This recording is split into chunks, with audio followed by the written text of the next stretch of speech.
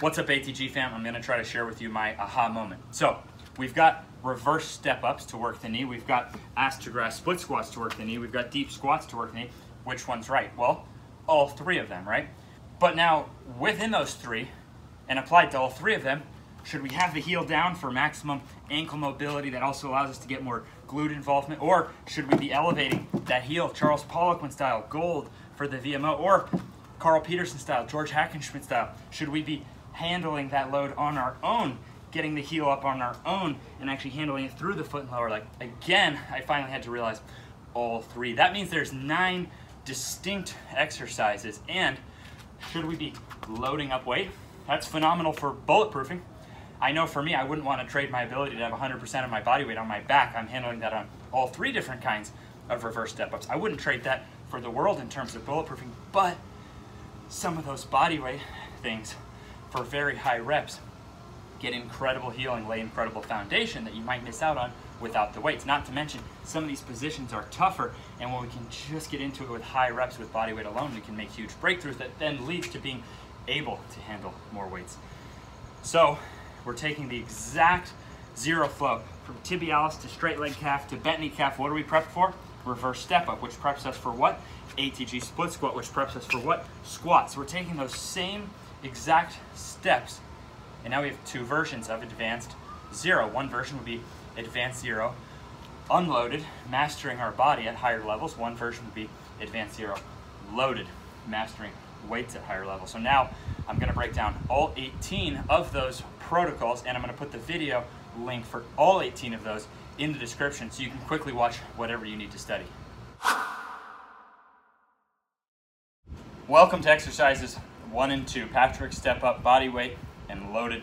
In either case, I like about 8 inches of elevation. That's just an arbitrary number from coaching thousands of people. So you could easily use less or more. I find 8 inches is really solid in terms of being able to keep that heel down and get the bottom heel to the floor without the butt having to reach back. So the hip should finish in front of the ankle. That way we're actually loaded on this leg.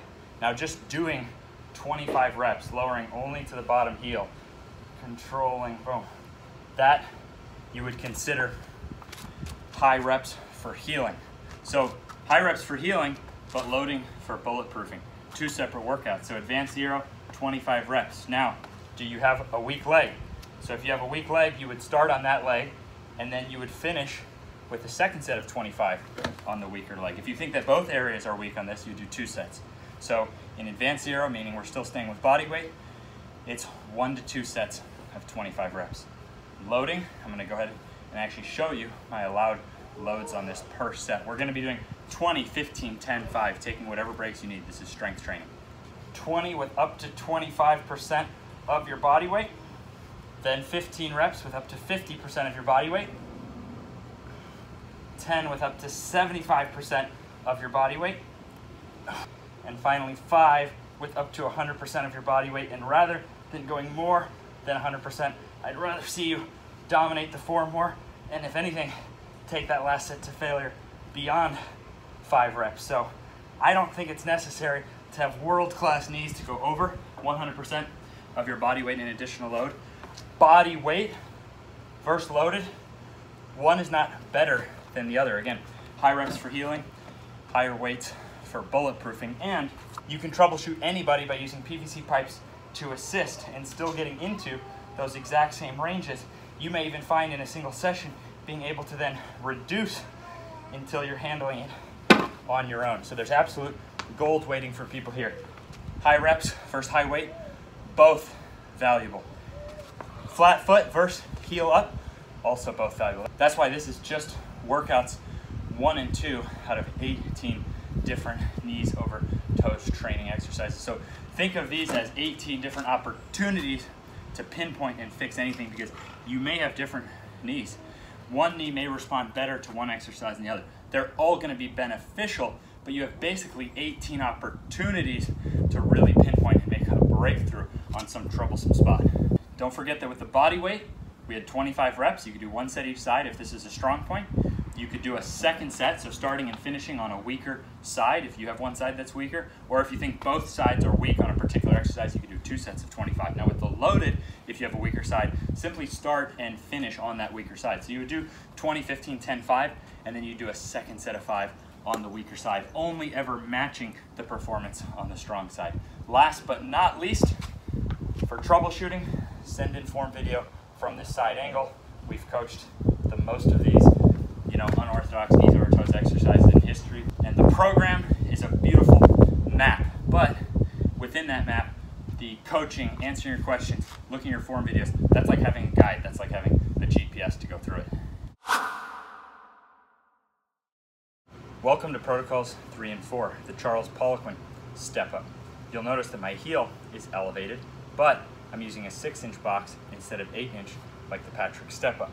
So this would create a similar amount of actual load since the heel is lifted.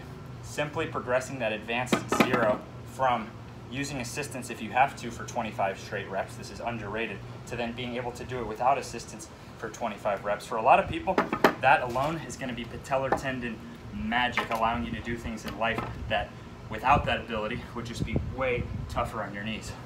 If one side is weaker, you'd start on that side, 25 reps, then you would do your 25 reps on the strong side, and then you'd match another 25 on the weak side. That is going to catch you up quick. Now, if you think this is a weak exercise for you in general, then yeah, do a full 2 sets of 25 on each leg. Now on 0 loaded, I would allow up to 25% of your weight for that first set of 20, up to 50% for 15, up to 75% for 10,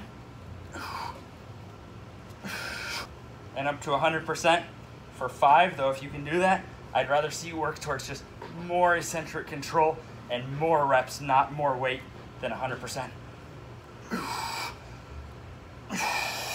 So why elevate that heel?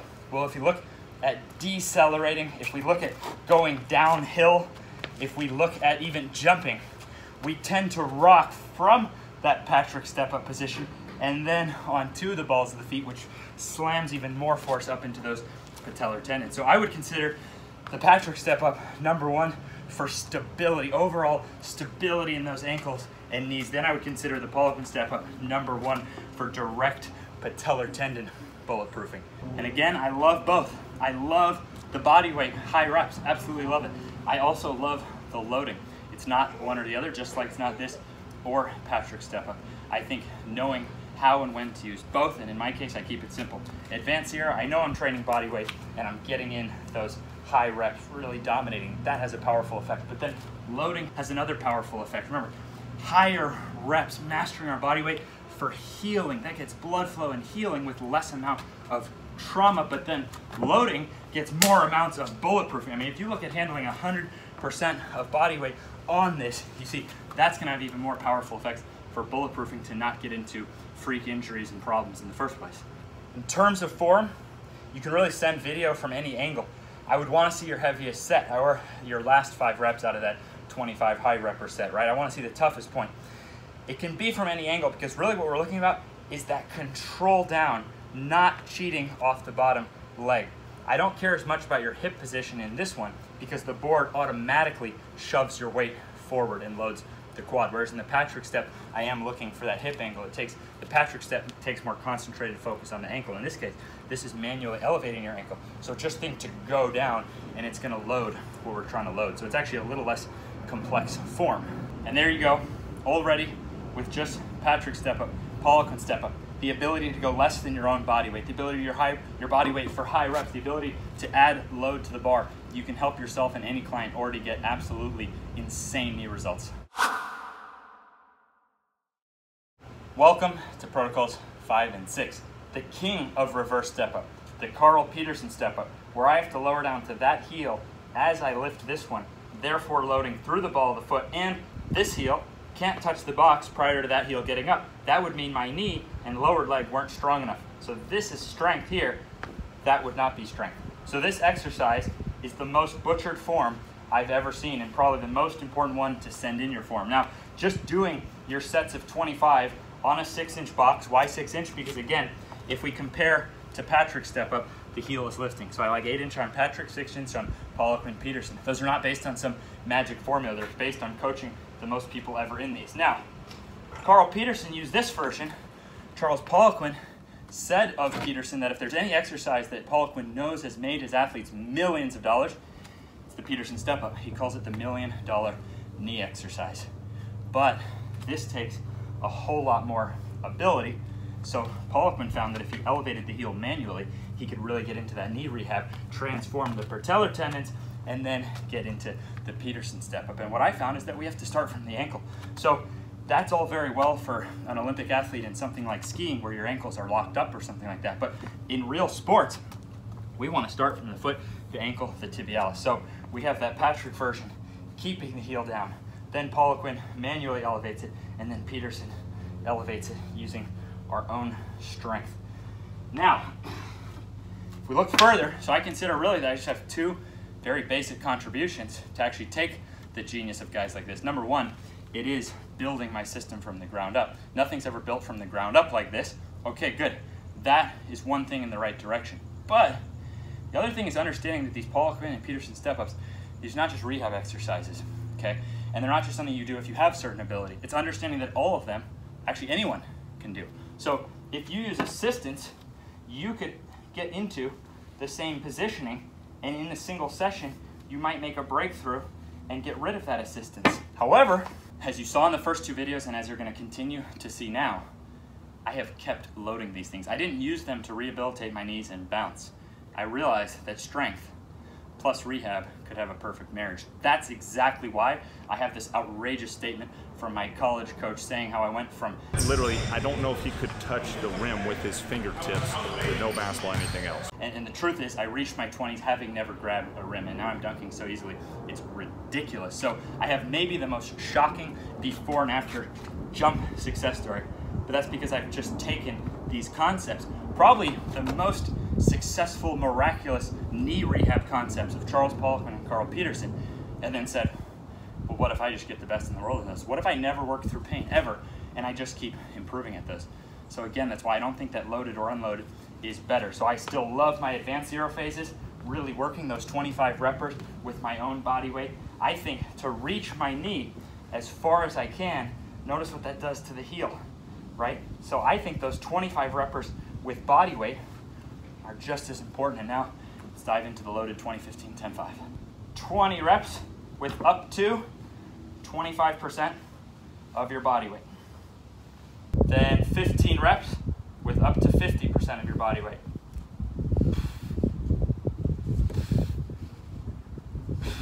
Then 10 reps with up to 75% of your body weight. And finally 5 with up to 100% of your body weight, not going more weight. If anything, just thinking about more heel lift and more reps.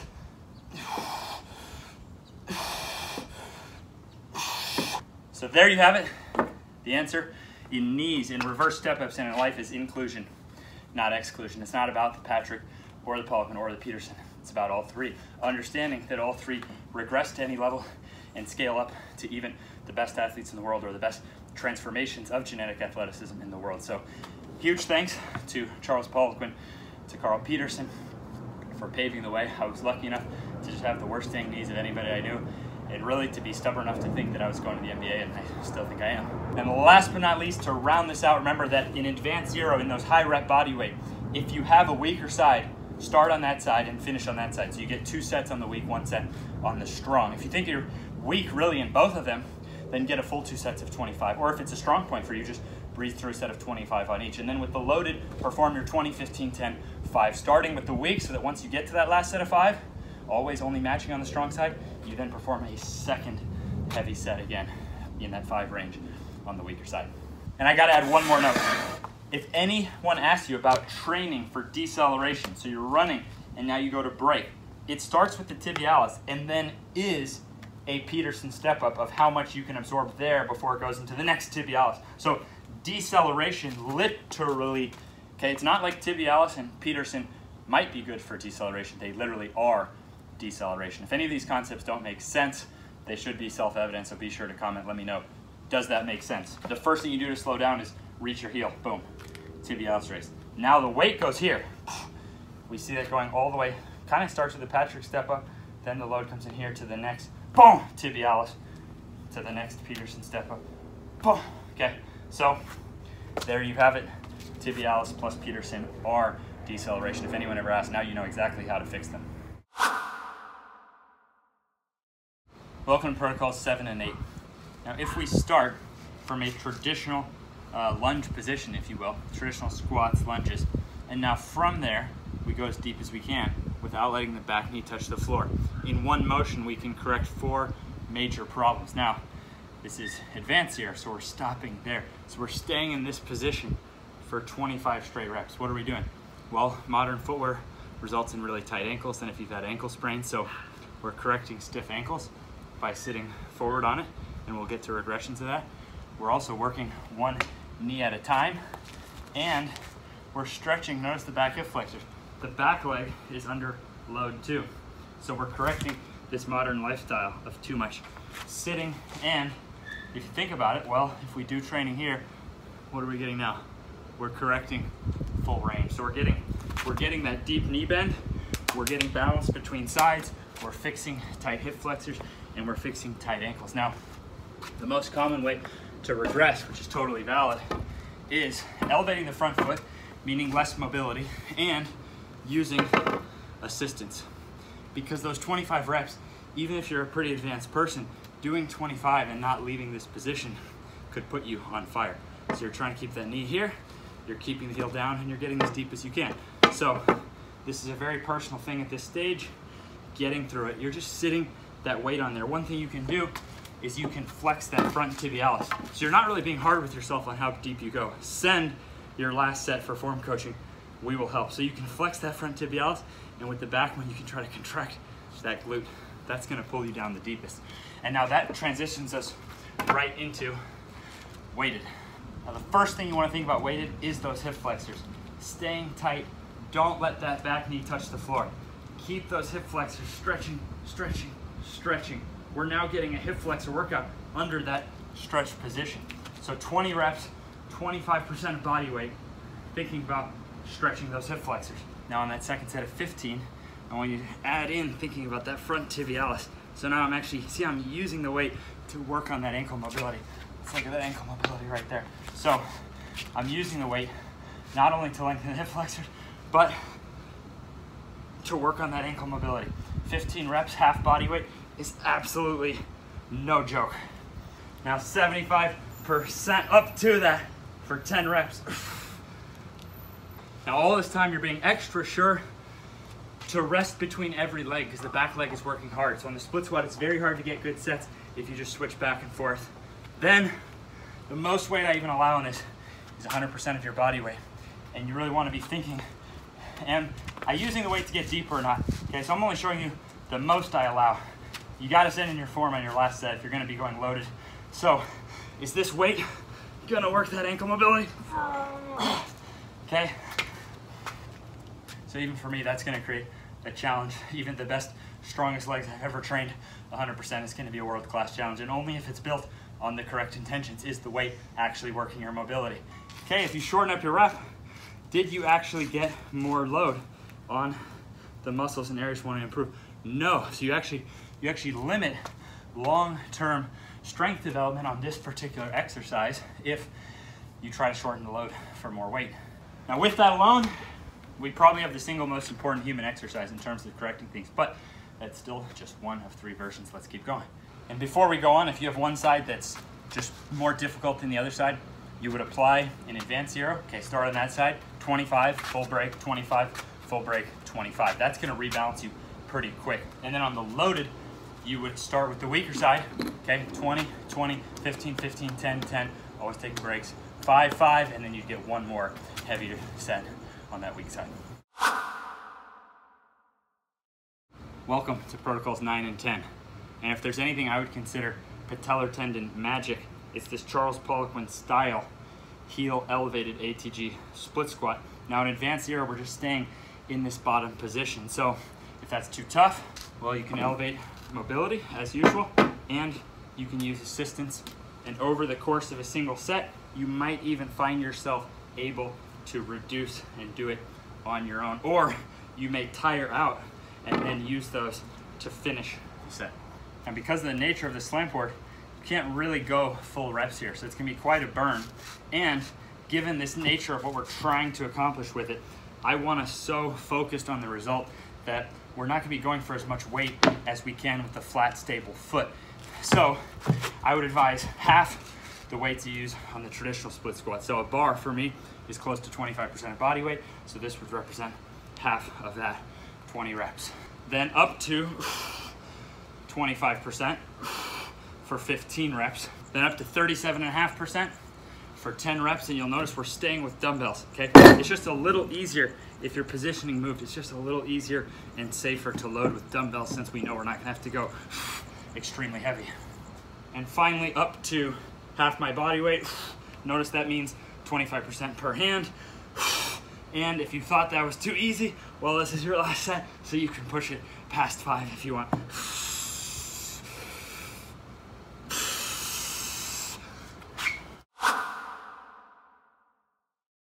All right, we've made it to steps 11 and 12. Now, we'll start from this position for our advanced zero, and now we're gonna push past that heel lifting. So we're intentionally gonna get into a position where we're comfortable but have the most coverage there. So it's beyond just, it's not like we're just avoiding the ankle mobility. We're intentionally going beyond that. So let's say the ankle would stop there. We're actually trying to stand a little bit closer and go there. So this is a really challenging exercise. We're gonna call it the Peterson / hack, because remember, hack loads behind the back and you have no choice but to be up on those toes. So we're gonna get the 25 full break each side. Now for loaded, again, we're gonna go half what I would allow on a traditional split squat. So we're here and we're intentionally going past. So you may have to get comfortable in that first set and find your spot. Now with loaded, we can get full reps. Boom. Getting as much coverage as I can. It's its own unique effect. So it's not, could I go more? You might end up kind of trying to cheat what this is. Plus, this is just something to point out. We have reverse step-ups, split squats, squats. We don't want to have to be going heavy on everything every session. Also, when it comes to the Patrick versus the Peterson, on the step up, well, the Patrick, we can go higher, so that makes it tougher. So it kind of evens out the difficulty. Peterson, the knee goes farther, but Patrick, your foot is higher. With this, we can't really alter that. Worth noting, we can still get any knee into this. So you start from the most coverage you can get, and you would get those 25 using whatever assistance you need, either progressing to where you can do it without pain, or the muscle burning out, and then using them again. So those 25 reppers, if we think about modern strength training, if we restrict knee over toe, we're not only restricting our knees, we're also restricting our feet working. So taking this exercise, where now we're stretching those hip flexors, we're getting full knee bend, and we're getting that heel up. You see another incredible movement. Depending on how much traditional training you've done, you have like a bunch to gain by getting into this. For loaded, you could then go a total of 25% for 15 reps, working forward. Then 37.5 for 10 reps. And finally 50% for 5. And it is your last set, so you can push it beyond 5 reps on that last one to fit there. And again, in this kind of an unstable situation, unlike the step up where you have the other foot, you don't have much to support yourself. So that is why I like less load, going further, more knee load, and with dumbbells so that you can easily come out of it.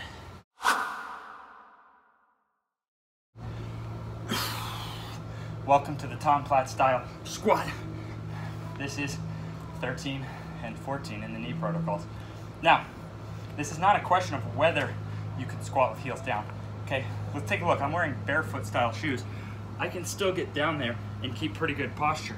Tom Platz intentionally wore shoes that lifted the heel. Now with an ATG split squat, we get to sit forward.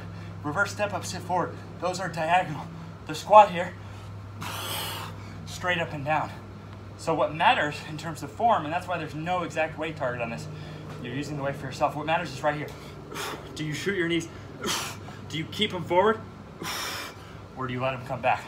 So this maximally overloads the midpoint. The ATG split squat, your shin's parallel at the midpoint. It doesn't overload the midpoint at all, nor does the reverse step up. You don't even approach the midpoint. Reverse step up for the top, ATG split squats for the bottom. Now I'm thinking to sit on those ankles, get those knees forward, get up through that midpoint. So if I can hold those knees strong, then I know probably to lost a little more weight on the bar. Now at this stage, 20, 15, 10, 5, take full recoveries.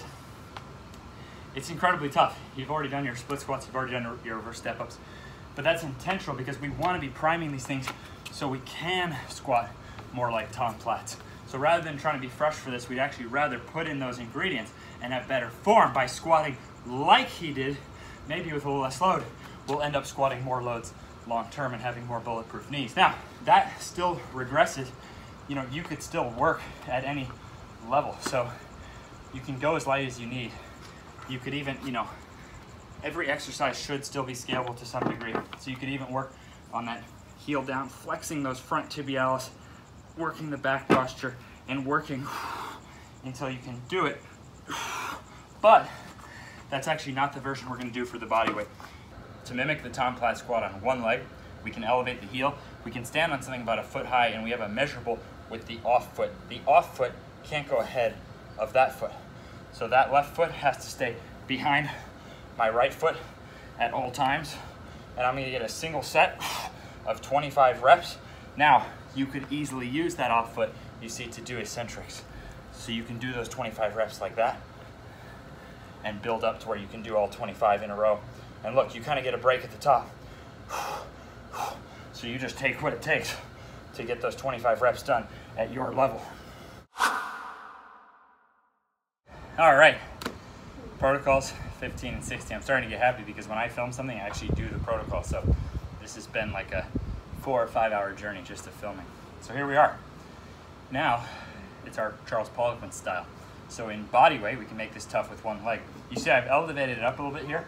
By putting it on something, I can try to keep this leg close. So by keeping this leg close to me, it keeps it more like a squat, whereas we see a pistol squat, you can like, see how much you can lean back in a pistol squat because of that leg? So here, by trying to stay tight like a squat, we can get a lot more. Take a look from this side. So we can get a much harder VMO workout by trying to stay tight there. Like a squat forces more knee over toe. Slant bar, trying to get cheeks to sneaks. But look at this angle here and try and drive up through that. Simple 3 sets of 5. And what I want to show you is that as you build up on that 3 sets of 5, okay, we're going to go over regressions here. Let's say you hit failure. See how easy it is with that leg? So I can be working perfect form, eccentric, so you get done your 3 sets of 5 until you can do all 3 sets of 5. But I would say before even attempting the single leg, you should be comfortable and pain-free. Try to have that torso vertical for 100 straight, at most using 1 breath at the top. So if you want to make it strict,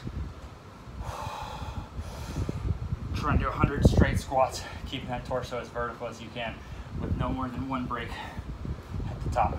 So 3 sets of 5 on the single leg VMO squat, or a single set of 100 if you're using 2 legs. That would be good protocols for body weight. Now in terms of loaded, before going to a bar, I want you to comfortably handle 25% of your weight on that first set of 20. If not, you would want to stay with the dumbbell until you can do that. Notice the dumbbell is going to create strictness. Let's look at my elbows. If they touch the thigh, then you aren't using the leg enough. If they go between the thigh, you aren't using the leg enough. So this allows me to get a really strict protocol, but obviously holding a dumbbell can eventually become more taxing than even working the legs. That's where the bar comes in. Now with the bar, once again, I apologize, there's no numbers. Let's look at the way down and let's look at my torso. No matter what the weight is, I'm gonna try to keep that torso vertical. Now, if you went a little too far forward, this is still an awesome exercise. You still have some degree of measurement. Are your elbows off your knees? So even with the loaded, you can't really mess up on that 20, 15, 10, 5 if you understand the intention behind what you're doing. So if you went a little bit too much weight or something, you can just back off and work toward even more vertical posture. You need an amount of weight that's going to challenge you. So it's very fun, and this was a favorite squat of Charles Poliquin, who trained most Olympic medalists in history. So this is definitely a unique and key squat for us to combine with that Tom Platz and now that George Hackenschmidt squat. Welcome to protocols 17 and 18, covering the loaded and unloaded true hack squat. We have to take true hack squat because we're simply duplicating the exact form of George Hackenschmidt, who had the greatest knee longevity in jumping ever. So meaning he was 75 years old jumping over hurdles, and he still holds the records in strength in basically the strictest, toughest knee exercise. So I would call this the king of knee exercises. He himself did them for sets of up to 100 reps. So that's what we're gonna do an unloaded. Hold something empty, close hands. When your hands are close together, it means the weight's not gonna go under. As we load, you'll see what a difference this makes. Toes are gonna be slightly out because the toes are like diagonal. So when we don't have a slant board or something like that to lift the heel, it becomes much smoother to put the toes slightly out. So all we're doing is trying to lower and completely cover our hamstrings over our calves. 100 reps would be the unloaded protocol. Notice the top, there's no loads. We can actually take something pretty tough and do it 100 times. There would be nothing wrong even with gradually adding load. And like every single exercise, this scales so you could get used to pushing through, and perhaps over the course of a set, you could gradually remove tension and then even do it behind your back. Now with this loaded protocol, it's really not going to take much. Again, I don't have exact standards. I know that 25% of your body weight on that first set is pretty good.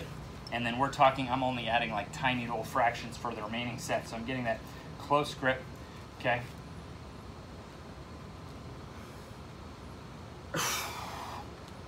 And there it is. Now, because it's easy at the top, again, you can take something pretty tough and do it 20 times. So 20, 15, 10, 5. Start as light as you need. Adjust back if you need to within sets. It's very safe because you can literally just, let go of the bar. So we're taking, I think, the king of knee exercises. We want to approach it sensibly.